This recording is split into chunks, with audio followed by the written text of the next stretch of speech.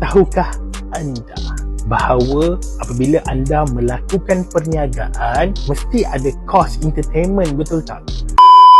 Sebenarnya kos entertainment tu boleh tolak cukai di bawah section 33 subsection 1 sebab entertainment tersebut adalah wholly and exclusively untuk bisnes.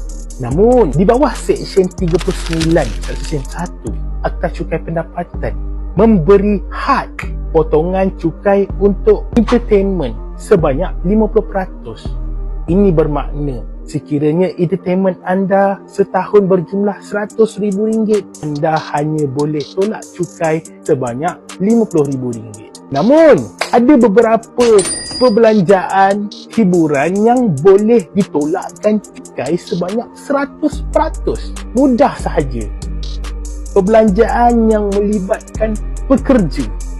Hiburan untuk pekerja. Kita bawa pekerja pergi makan, pergi berhibur. Entertainment tersebut boleh ditolakkan cukai 100%. Kalau setahun kita belanja entertainment untuk staff sebanyak RM100,000, kita boleh tolak cukai sebanyak RM100,000. Tetapi mestilah wholly and exclusively for your staff only.